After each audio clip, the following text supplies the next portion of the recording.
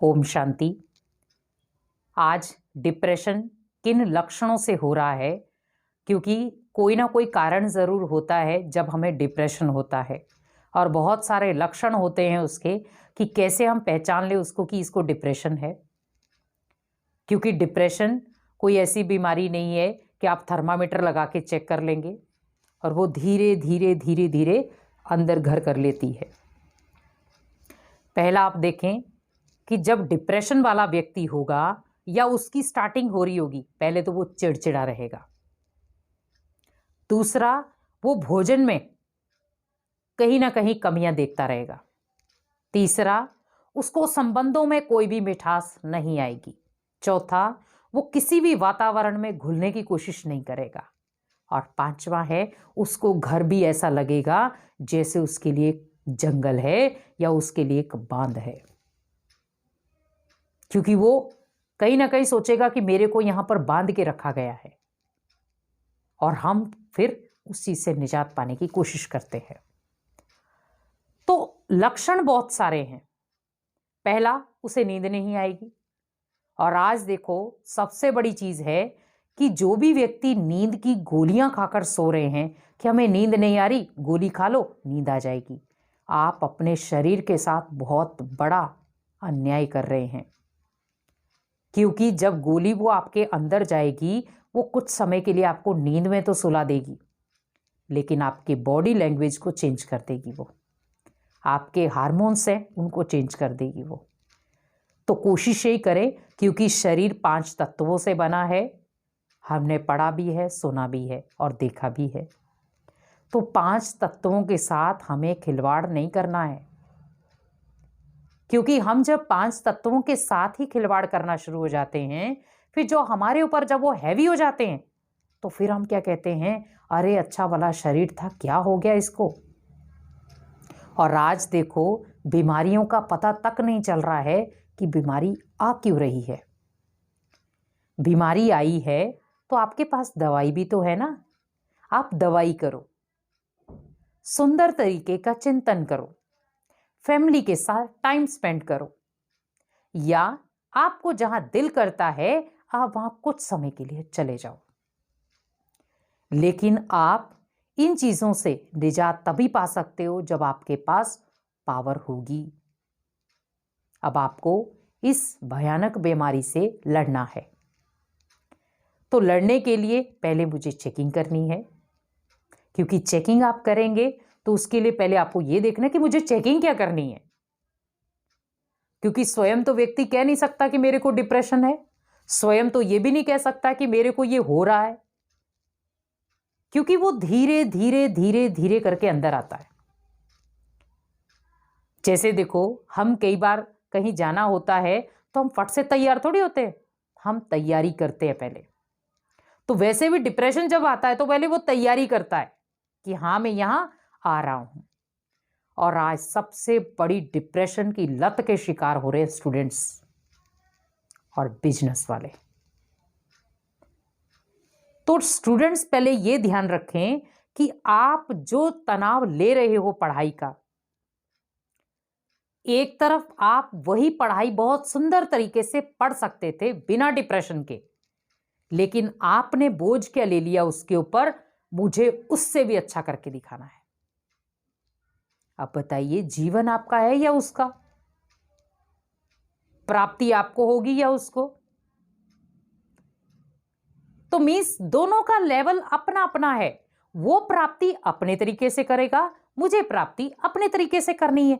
तो जब दोनों प्राप्तियां अपने अपने तरीके से हैं, तो फिर मैं एक दूसरे को क्यों देख रहा हूं? और आज सबसे बड़ा स्टूडेंट्स का कारण ही बन रहा है एक दूसरे को देखने का। अरे मेरे साथ ही मेरा ही क्लासमेट है, मेरे से आगे निकल गया, मैं पीछे रह गया। उसने इतने पेपर क्रॉस कर लिए, मैं रह गया।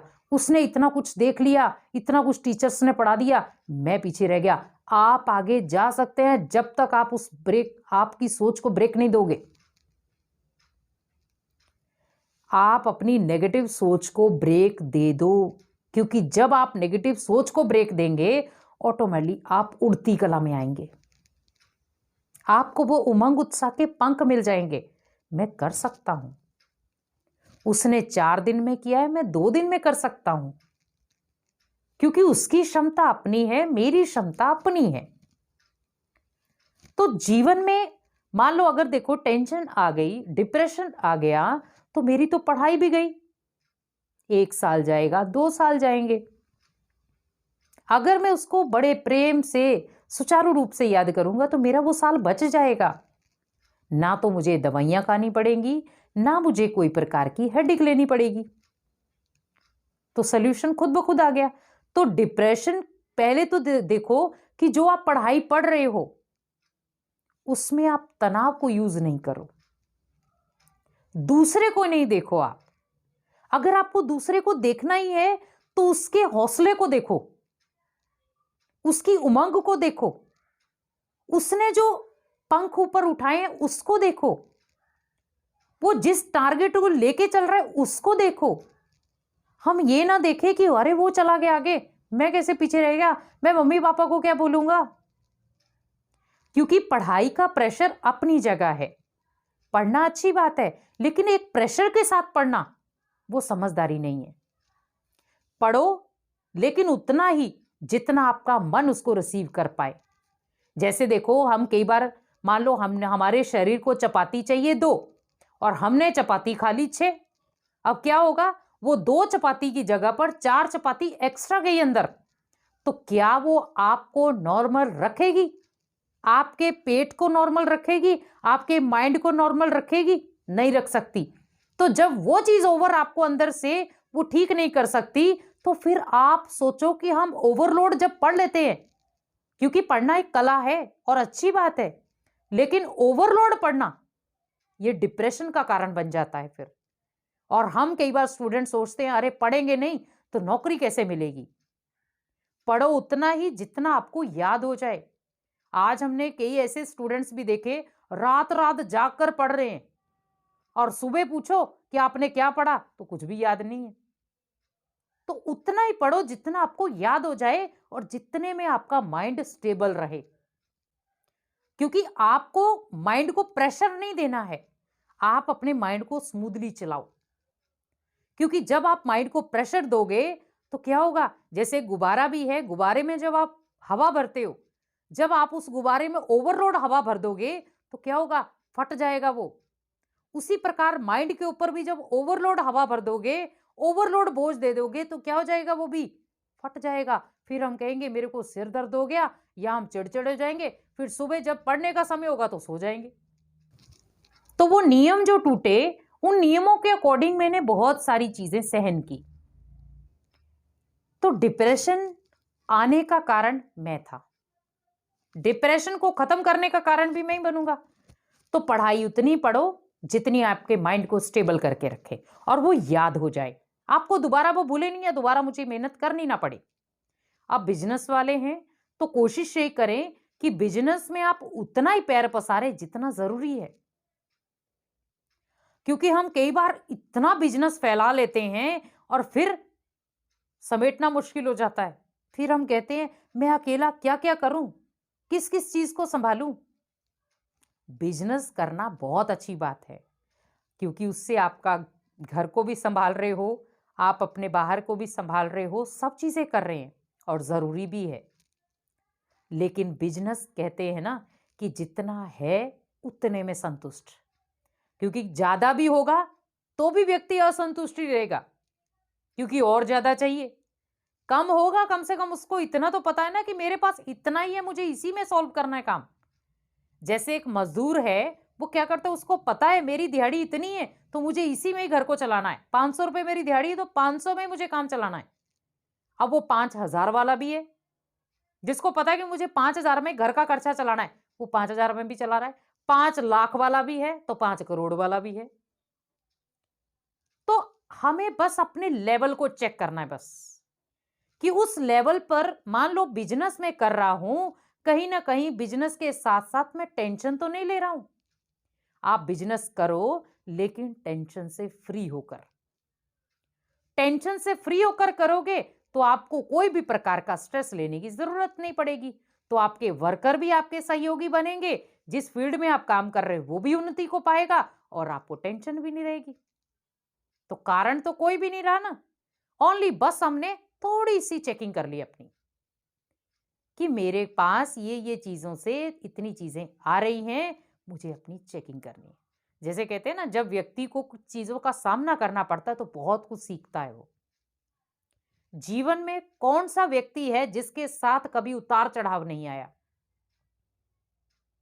मेरे ख्याल से कोई ऐसा व्यक्ति नहीं होगा जिसके जीवन में कभी उतार चढ़ाव ना आया हो।